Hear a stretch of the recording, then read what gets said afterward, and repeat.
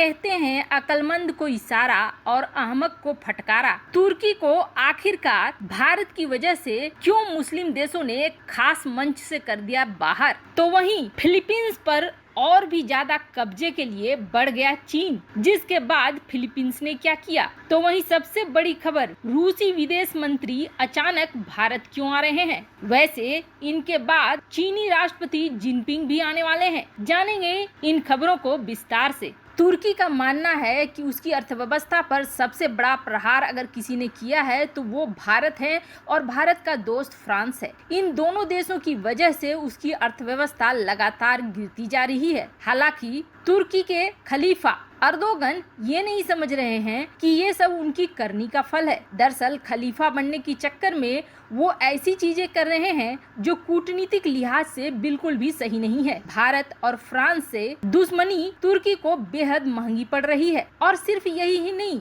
रूस के साथ तुर्की की नजदीकियां भी यूरोपीय देशों और अमेरिका को खटक रही है। यही वजह है कि गिरती हुई अर्थव्यवस्था के साथ अब तुर्की के अर्दोगन को मुस्लिम देश भी साथ नहीं रखना चाहते हैं और न ही किसी बड़े मुस्लिम देश का कोई नेता तुर्की जाना चाहता है और द्विपक्षीय समझौता करना चाहता है या फिर द्विपक्षीय रिश्ता रखना चाहता है। और ऐसा मैं नहीं बल्कि अंतरा की रिपोर्ट कहती है कि कम हो रहा है तुर्की का राजनीतिक महत्व। भारत के साथ उलझना, रूस के साथ नजदीकियां और फ्रांस के ऊपर कमेंट, यह नुकसान ऐसा दे रहा है जिसकी भरपाई तुर्की नहीं कर पा रहा है। हालांकि अर्दोगन यहाँ तक इल्जाम लगाते हैं कि भारत की वजह से ही IMF उन्हें लोन नहीं दे रहा है। भारत ने तुर्की के लोन को रुकवा दिया है। लेकिन इस वक्त तुर्की जिस रास्ते पे चल रहा है उसमें रूस के अलावे चीन भले उसका शुभचिंतक हो सकता है, लेकिन दुनिया के देश अब तुर्की के साथ रिश्ता नहीं रखना चाहते हैं।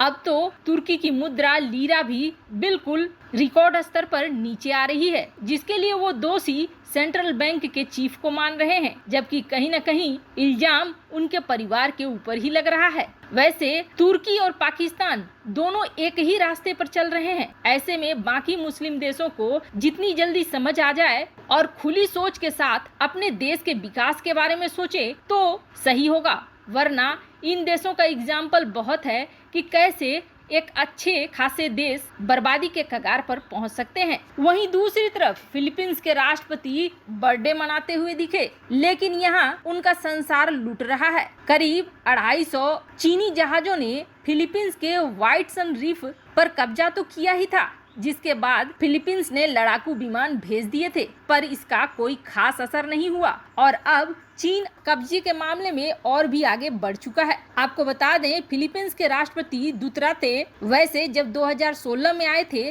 तब चीन के साथ उनकी दोस्ती बहुत ही ज्यादा बढ़ने लगी थी, जिसकी वजह से फिलीपींस की जनता दुतराते के खिलाफ भी प्रदर्शन करने लगी थी। यहाँ तक कि फिलीपींस की जनता बार बार ये कहती थी कि दुतराते चीन को सहयोग कर रहे हैं और अब चीन बुरी तरीके से फिलीपींस को तबाह करने पर जुट गया है। 250 चीनी जहाज जहां सिर्फ व्हाइट सन रीफ पे थे, तो अब ये 6 फिलीपींस के अलग अलग द्वीपों पर कब्जा करके बैठ गए हैं। और मजे की बात यह है कि जब पेट्रोलिंग बोट फिलीपींस की पहुंची नजदीक तो चीन की तरफ से वार्निंग दिया गया कि अगर इस इलाके में घुसने की कोशिश की तो गोलियां चला दी जाएंगी। यहाँ तक कि चीन ने अपने कृत्रिम द्वीपों में भी सेना को पूरी तरीके से फैला दिया है। फिलीपींस के बार बार के रिक्वेस्ट को चीन ने इग्नोर कर दिया है और अब यहाँ पर न सिर्फ अपने जहाजों को लगा रहा है बल्कि उनके रहने खाने सबकी व्यवस्था भी कर रहा है जो सैनिक इन जहाजों पर तैनात है। ये 250 जहाज अब धीरे धीरे फैलकर 6 द्वीपों को पूरी तरीके से कब्जे में ले रहे हैं। आपको बता दें, इनमें स्पार्टली के द्वीप भी है शामिल। वैसे फिलीपींस ये कह रहा है कि चीन की इस हरकत को न तो फिलीपींस स्वीकार करेगा और न ही अंतर्राष्ट्रीय समुदाय स्वीकार करेगा। वैसे आपको बता दें, फिलीपींस और अमेरिका के बीच एक ट्रीटी है जिसके तहत अमेरिका को इस मामले में कूदना है। फिलीपींस अमेरिका से बात कर रहा है। दक्षिण चीन सागर के ये सारे देश Malaysia, Taiwan, Brunei, Vietnam, Philippines पहले से ही परेशान है और अब इन देशों को ये लग रहा है कि फिलीपींस डिफेंस के बाद एक निशाना न बनता चला जाए। अमेरिका इस बात को अभी देख ही रहा है, समझ ही रहा है। जाहिर सी बात है दक्षिण चीन सागर में युद्ध का एक माहौल सा बन रहा है, इसलिए सीधे भिड़ने से पहले अमेरिका सारी गोटियों को सही जगह पर पहुंचाना चाह रहा है। वहीं दूसरी तरफ हाल फिलहाल में रूसी विदेश मंत्री पहुंचे थे चीन और उसके बाद अब अगले हफ्ता भारत आ रहे हैं। वैसे रूसी विदेश मंत्री के बाद रूसी प्रधानमंत्री के आने की भी बात चल रही है, लेकिन प्रश्न ये उठ रहा है कि अचानक से रूसी विदेश मंत्री भारत क्यों पहुंचे। दरअसल रूसी विदेश मंत्री 2-3 कारणों से भारत आए हैं। एक तो भारत को मनाने के लिए और दूसरा जिनपिंग भी आने वाले हैं भारत। वैसे आपको बता दें इस साल भारतीय आर्मी और भारतीय नौसेना दोनों के चीफ जाने वाले हैं रूस, और हाल फिलहाल में भारतीय विदेश सचिव हर्ष श्रृंगला रूस की यात्रा पर थे।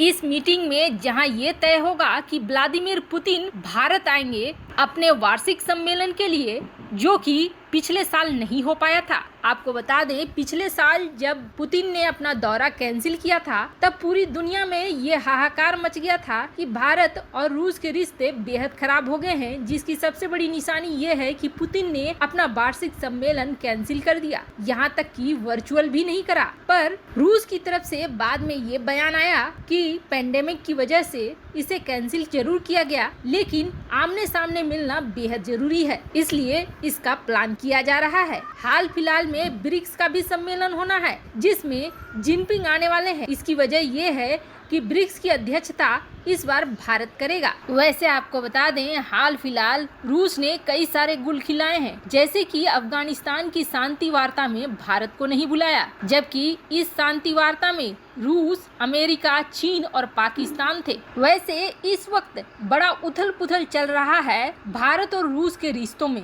और दक्षिण कोरिया के साथ डिफेंस के समझौते करके रूस एक तरह से अपने आप को अलग थलग पाने लगा है। माना ये जा रहा है कि सर्गेई लावरोव जो हाल फिलहाल में चीन गए थे उसके बाद भारत आए हैं, भारत को ये एहसास दिलाने के लिए कि उनका चीन के साथ जाने का मतलब ये नहीं है कि भारत के साथ रूस की दोस्ती खत्म हो गई है। रूस अमेरिका को साधने के लिए चीन के पास गया है। इसके अलावे एक बड़ी वजह ये है कि भारत स्पुतनिक 5 की मंजूरी अब तक नहीं दे रहा है, और सर्गेई लावरोव ये चाहते हैं कि भारत इसकी मंजूरी दे दे। भारत जैसा विशाल देश अगर स्पुतनिक 5 की मंजूरी दे देता है तो अंतर्राष्ट्रीय बाजार में इसकी मांग खुद ब खुद बहुत बढ़ जाएगी, लेकिन भारत के लिए समस्या ये है कि भारत इसको अप्रूवल नहीं दे सकता है। इसके 2 कारण हैं, एक तो इसके ट्रायल पूरी तरीके से कंप्लीट नहीं हुए हैं, और दूसरा कूटनीतिक कारण ये है कि भारत खुद वैक्सीन बना रहा है और वैक्सीन